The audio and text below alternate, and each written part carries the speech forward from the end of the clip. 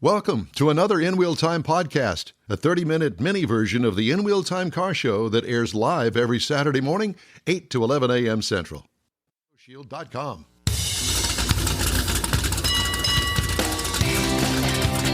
This is the award-winning In Wheel Time car talk show. Just ahead, champion drag racer Angelle Sampey with news about her trip into the 2024 season.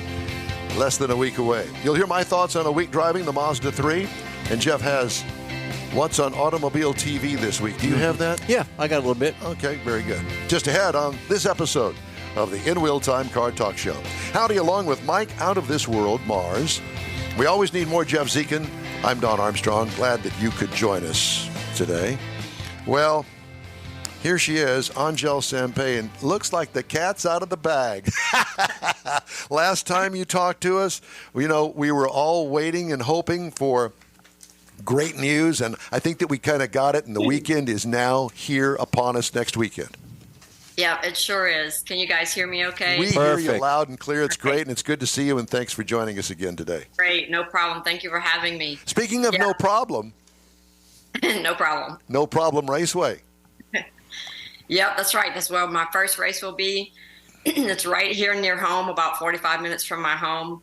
I'm so excited to be there. I haven't been to the racetrack, and I've been to the track as a fan probably about 5 years ago, but I haven't driven down that racetrack in many, many years. So I'm excited to be there. We have some local sponsors that are going to be amazing for us. The Range Kubota and Case dealership, which is only about 15 minutes from the racetrack. The owner is my neighbor, Billy Lawson. It was kind of a funny story I'm going to tell you. So when I built my house here, there was no homes on either side of me. There's a railroad track on my right, and there was an empty lot on my left, and I have 2 acres of land. So my house is right in the middle. It's an acre, 2 acres deep. And so I had lived here for several years with nobody here. I ride motorcycles. I have lots and lots of animals. And when I say lots, I had lots of animals at this time. I had a pig, a goat, rabbits, ducks, chickens. They were everywhere.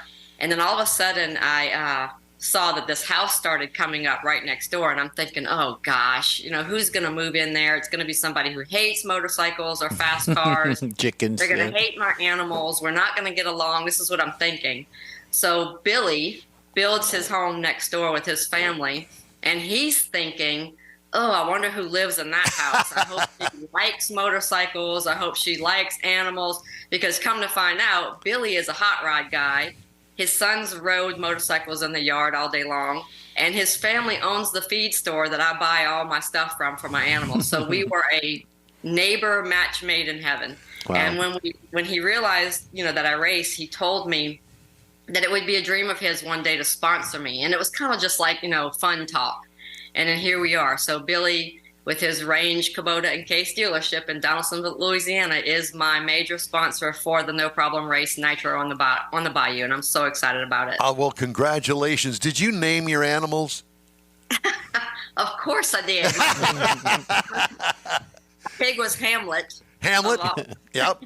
I like that. And the chicken? Yeah, our goat was named Chip, Chocolate Chip, because he had brown spots all over him. Yep. So, yeah. Okay. Yeah. Well, I just wanted to make sure that we're on the same page and the here. Chicken's name is Omelet. Omelet. That's it. Yeah. So tell everybody what you're driving.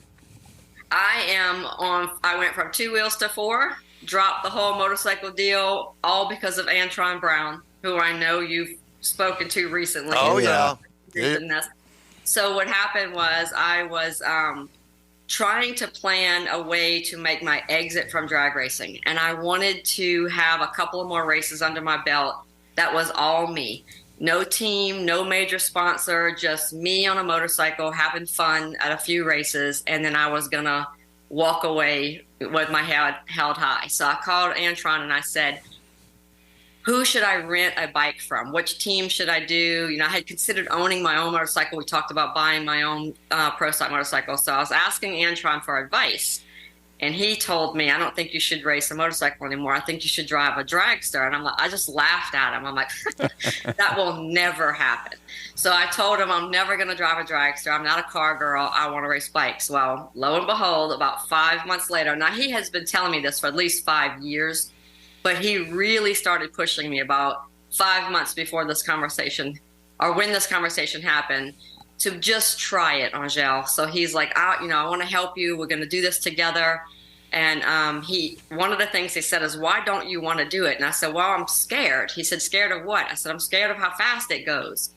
And he said, well, when's the last time you've ever seen someone fall off of a dragster? And he reminded me that I'm doing 200 miles an hour on two wheels with no protection. So a couple months go by, and we ended up leasing Jasmine Salinas's A-Fuel dragster. I got in that car, did some laps, got my license to compete, and here we are, only a half a year later, and I am teamed up with the Mahalik Brothers racing team, who I love. They are so amazing. I got to race with Tony Samsel as well, who I love. I found out that the people in A-Fuel dragster class are fun. They're amazing. They're friendly. Most of all, they're competitive. I mean, it's a wonderful, wonderful class. I was just felt like I was thrown into the car, and within no time I was racing, but we did really well. Started off the race year last year with the Mahalik Brothers, ended it with Tony Samsel, but ultimately this year we're going to do a full season with the Mahalik Brothers Racing. We start here at No Problem Raceway, then we'll move on to the Gators, and we have a full schedule. I have that posted on my website, on my Facebook page. If I don't, I'll make sure I'll do that again. But we are going to do, I think, 10 national events, and we hope to do 3 or 4 regionals, and we're going to go for a championship. So we'll see what happens. I've got a question. Going from the bikes into the car, is it easier to get the licensing, or do you kind of bypass some of the steps, or do you have to go A to Z to get that licensing? I had to do it all. I had to do it as if I had never ridden or drove anything before. So, from the full physical to the moderate half passes, moderate passes, full passes, got to have someone sign off the license, which, of course, I had Antron Brown. I have to think about who else signed off on me. But I think Corey may have. But anyway, it was very nerve-wracking, because I think the hardest part for me, I thought the hardest part was going to be confined in the cockpit and strapped down so tightly and covered in a oven mitt, because you're covered in an oven mitt from head to toe. But actually that became a comforting feeling for me. The hardest part for me was judging the car, where it's at, staging it. Several times when I was learning and getting licensed, I went over the staging beam, and then they had to push me backwards, and that was so humiliating and embarrassing, because I'm like, oh my gosh, I look like such a rookie. But I'm used to being on this short wheel, but a little bitty motorcycle where I can see the staging beam right in front of me. I know exactly where I'm at. You move the vehicle back and forth with your feet and your hands, and it's so easy to do. You need to make a correction. You do it, no one even knows you did it. But this car, if you don't get it lined up right the first time, then everybody's waiting on you. And that was what I was the most nervous about. But got that down packed. We're good now. And so I went from saying I'd never drive one, have no interest in it, to I wish I would have done this 10 years ago. Wow. And of course, Antron says, I told you so. Yeah, of course he does. Antron is a special human being. He helps a lot of people. He's got a big heart. Yeah, and he's a good friend of this show, and we love to have him on just like we do you. So tell everybody, this is a 270-mile-an-hour car. So what powers it? What kind of motor is it? 500 cubic inch? Oh, you're asking the wrong person. Well, I just kind of figured you'd know. I should have had Corey and Kyle on the show with me. Well, I have absolutely no idea anything about that car yet. I am learning very slowly, because, first of all, I just wanted to learn how to drive it and what to do and what to expect, what to feel. Like, I had no idea. What does tire shake feel like? What does tire spin feel like? What if we drop a hole? I don't know what this is supposed to feel like. So that was where my main focus was at first. And now I'm starting to learn how it works. They're showing me things on the car, but very slowly. I mean, I literally, guys, I got in the car for the first time in August. And so as far as the mechanics of it, I didn't know a whole bunch about the motorcycles. I learned over the 26 years. I learned a lot about them, but I know nothing about cars. So only thing I know is that we use more nitromethane than Antron does. And the reason I don't go faster than him is because I don't have a blower. That's what I know. So it's naturally aspirated. There you go. That's the difference between the cars. So it's the same wheelbase. Basically, it's the same car. Yeah, yes. Actually, Tony's car that I drove in Vegas and Pomona is a Top Fuel dragster. It was Morgan Lucas's old car. So I got, some good experience of what an actual car that Top Fuel feels like. The Mihalik Brothers car is a purpose-built A-fuel dragster, so it's not far off. It's a little different.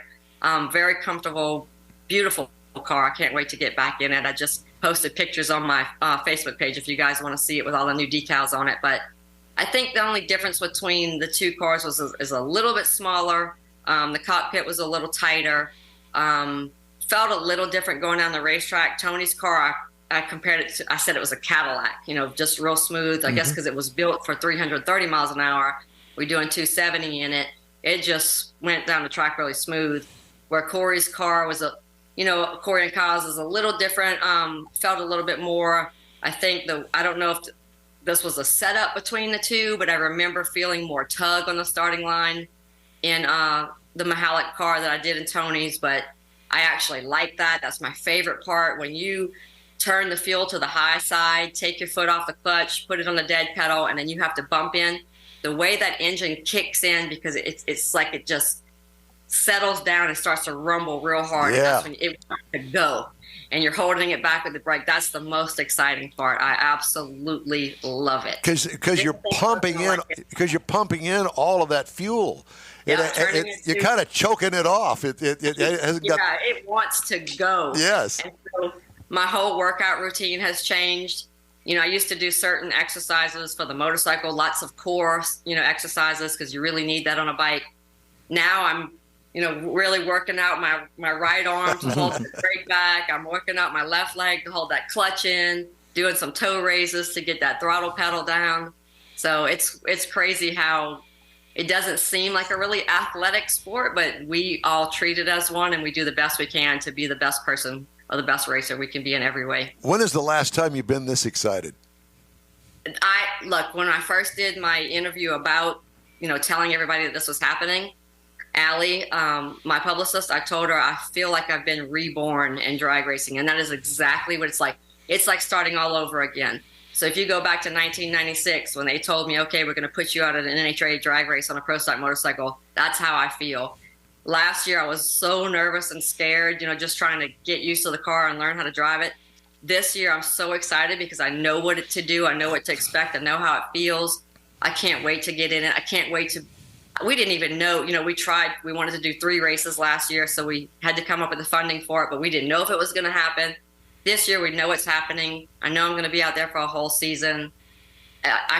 There's not enough words to tell you how excited I am. Well, I'm supposed to be going away. I'm supposed to be finding my exit into drag racing, and here I am starting all over. You got a glow about you is what it looks like. Yeah. Exactly. I'm excited, guys. I really am. This is totally different for me.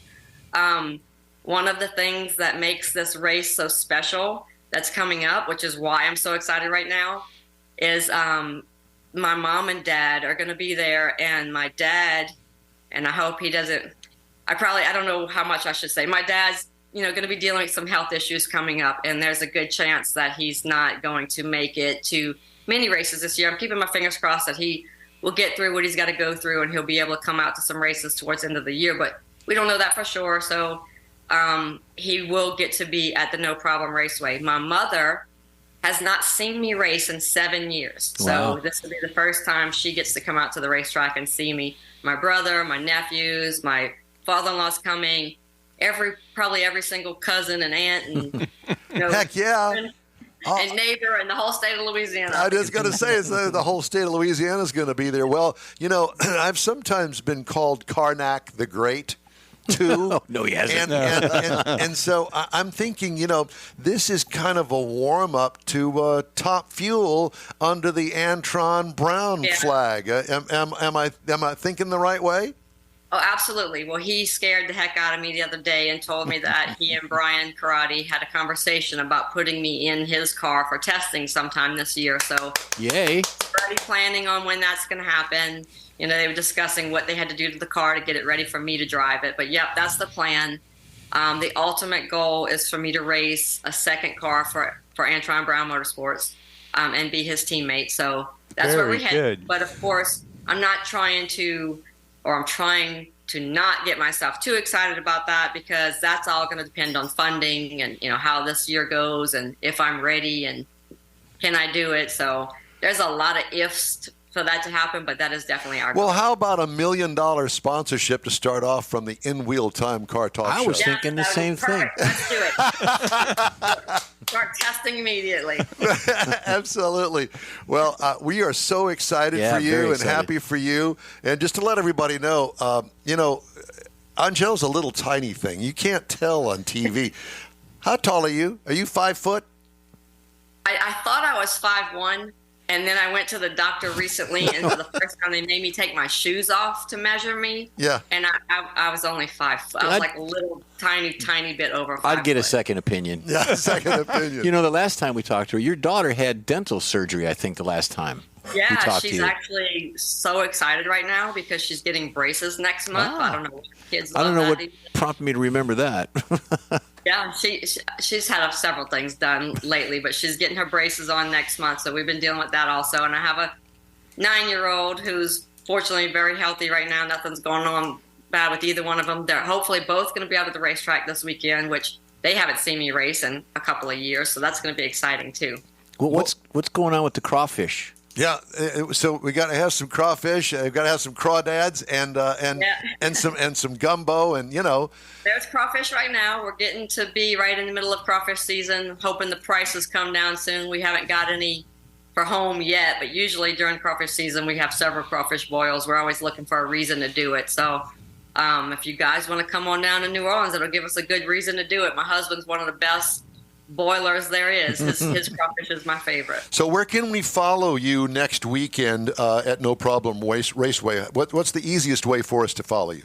So all my social media channels will be posting several things. My nephew is majoring in, I don't know the exact name of it, but he does the hype videos for LSU. He's been hired to go to the Final Four basketball game, and he does a lot of coverage for that stuff. Man. So he's going to be at the racetrack doing a lot of footage for me, photos, videos, stuff like that. One of our PR girls will be there doing some, footage and putting it all on my social media pages. So you can catch little snippets and stuff here or there and how I'm doing. But I'm not sure if No Problem Raceway is going to have anything live, but they do have a website. I should know it right now, but if you just Google No Problem Raceway, it'll come up. And they also have social media channels. I'm sure the Range website or the Range social media pages will have some stuff going on. So you can catch up with it there. But if I can find out any way that someone can watch everything that's happening as it's happening, I'll definitely post that on my social media pages. At Angelle Sampey is where my Facebook page, Twitter page, Instagram, everything is. I did want to mention really quickly, I do have some other wonderful sponsors. I don't want to forget anybody, but we have some coming back from last year. FVP, I'm so excited. They're going to be with us again. Hankstafers, I love those guys. They're going to be with us again. IGTG is going to be with us this year. Mission, of course, is back on board. Mm-hmm. Not as big as last year, but definitely with me. And I am still the Mission spokesperson for the Too Fast, Too Tasty Challenge. So even if I'm not competing at a drag race this year, I'll still be there working with Mission and being the one at the end of the track, helping hoist the trophy with the winner of that event. So not only am I racing, I'm a spokesperson and a mom and a business owner. So I don't know how I'm going to handle this year, but I'm going to do my best to do it. And you got a whole bunch of us that are so thrilled to go on this journey with you, and so happy for you. And we love you and wish you the best of luck. Thank you. I forgot one, and I won't forget it. ProTech. One of our local sponsors in Houma, Louisiana, is going to be with us as well. And, of course, my business, Champion Aquatics. We do custom saltwater aquariums, and now we build swimming pools. I don't know if I told you guys. Oh, that. wow. No, I look good in a swimming pool made for fish. No, you don't. Love you, Angelle. Thank you so much again for joining us, and good luck. Thank you guys for having me. You bet. I missed you. We'll talk to you soon. All right, Angelle Sampey. Jeff has What's on TV. I do. There's some things going on. We're talking about the Motor Trend TV channel. You've got new episodes of Wheeler Dealers. You've got Graveyard Cars has new episodes. Roadkill has some new ones on there. It's a good favorite. And, of course, one I like the best would be Full Custom Garage with Ian. Good show. One of the things I found out yesterday, I was looking for this. Kevin Hart's Muscle Car Crew is a show that comes on. Yeah. It was on last year. Mm-hmm. It was supposed to debut the new season yesterday. I couldn't find it. I could not find it. So I'm thinking it is a subscription for now, going to get back onto Motor Trend. And, of course, TV tonight or today is Xfinity Racing, and then tomorrow the Daytona 500, just to mention that again. All right. Thank you, sir. Time now for this hour's car review. I had a chance to drive the 2024 Mazda 3. Yeah, they still make the Mazda 3. Especially Mazda. I mean, they're a major car manufacturer, Japanese, and they have tons of models. But they still make the Model 3. They make them in these trim levels: Base, Select Sport, Preferred, Carbon Edition, Carbon Turbo, and Premium Plus. I got to drive the Premium Plus sedan all-wheel drive. This is a compact car. That's what they call it. What's compact about it? I'm not sure. It does seat 5 passengers, including the driver. Exterior changes from last model year. Well, it's part of the 4th generation Mazda 3, and this particular one was introduced in 2019. They've had some, slight changes to the grille and the back end and the usual stuff that you would see on a 4th gen Mazda 3 that started off in 2019. Exterior features: swoopy, long hood, short deck with a laid-back windshield, very aerodynamic. Aerodynamic headlights wrap around the front fenders. Rear styling is Mazda-esque with recognizable lighting and dual exhaust. Silver or black wheels, depending on your trim level. What I liked about it, I liked the aero. I liked how fast it was, fast-looking, fastback styling. What could use improvement? Nothing. Sharp-looking highway sedan.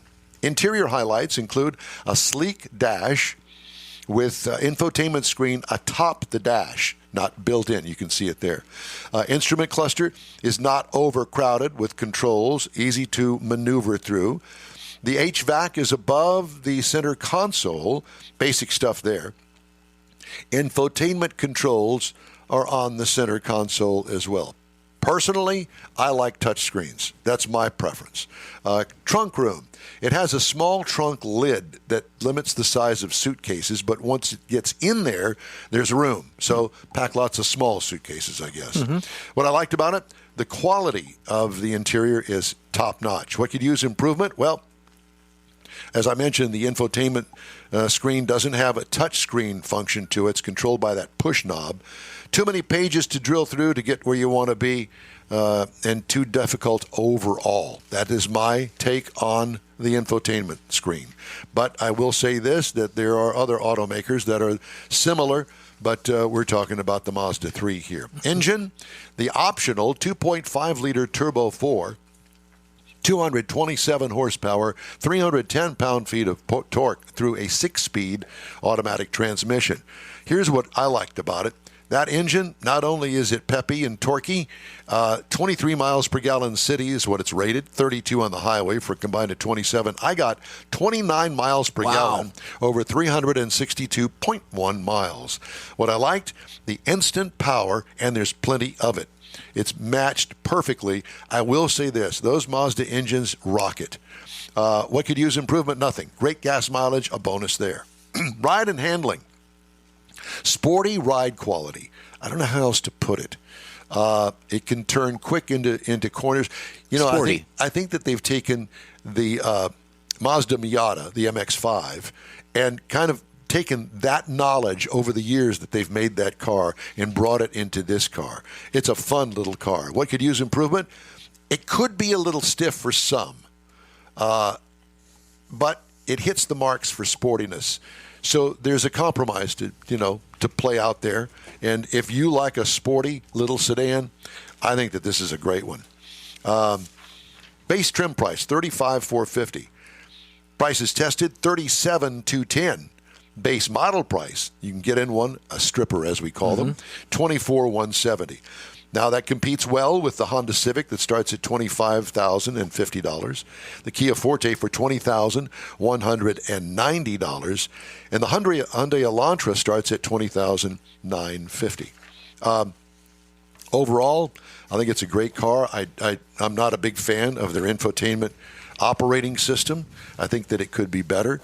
Now, as far as the touchscreen is concerned, obviously that screen that's in this car is too far up on the dashboard. You have to really stretch to get up there. That's why they have that control knob down at the bottom. I think that it would be a good thing for them to think about changing that up. I'm not a big fan of these infotainment screens that sit on top of the dash. There is room if you redesign the thing, and maybe in the next generation they can build it into the dash, because it is part of the system, the dashboard. Right? It's the driver, So don't cheat it and make it an afterthought, because that's what it kind of looks like to me. But I did like it. Great motor, and I like the sportiness of its ride and handling.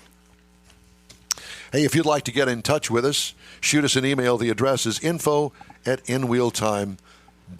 Did I miss the spot again? I'm guessing which one you're going to do. I don't know. Okay, well let's do the Pro-Am, the start one. Which one? Okay, it's going to be which one? Wait, that would tell me which one it is. The Pro-Am. I'm trying to stall you so he can get there. I think he's there. I'm there. All right. We're going to take a quick break here on the In-Wheel Time Car Talk Show, and I'm going to continue to lose my mind. It's okay. After this. You're allowed. It's okay. Okay. Be a small loss. It would be a very small loss. Pro-Am Auto Accessories has been serving Houston's auto enthusiasts since 1984, providing world-class products for sports cars, European sedans, and American muscle. Pro-Am is known as the place to go to find exclusive and hard-to-find parts and accessories. Pro-Am is one of the very first distributors in the USA for brands such as Recaro, Redline, Momo, Corbo, and Simpson. Located in the heart of Houston's premier retail and service corridor, the Galleria area, Pro-Am's walk-in storefront includes an 8,000-square-foot warehouse, showroom, and installation bays. Pro-Am not only sells parts and accessories, but also offers installation and service. Pro-Am is now reaching a worldwide audience through Pro-Am.com, taking its local reputation to the rest of the world. At Pro-Am Auto, you'll be dealing with a small group of professionals who truly want to help you with your automotive needs. If you don't see what you're looking for on the website, call and Pro-Am will lend you a hand. Pro-Am Auto, 6125 Richmond at Green Ridge in Houston's Galleria area. Call them at 713-781-7755. Want to feel good about something special you did for someone special? In-Wheel Time and the original Lupe Tortilla group of Tex-Mex restaurants have joined together to help a very worthy cause, God's Garage, a Christian-based 501c3 charity. We know there are lots of places and organizations out there where you can donate a car, truck, or SUV, but we're asking you, our car enthusiast family, to consider donating to God's Garage. Visit godsgarage.org and learn about its mission, the women that have been helped, how each one is screened, and about their Restore You program. A car donation is an easy way to make a difference in the lives of others. God's Garage needs good operating vehicles, but will take all types in working and non-working condition. Make your heart and soul feel good by donating your gently used vehicle and help support single mothers, widows, and wives of deployed military at godsgarage.org.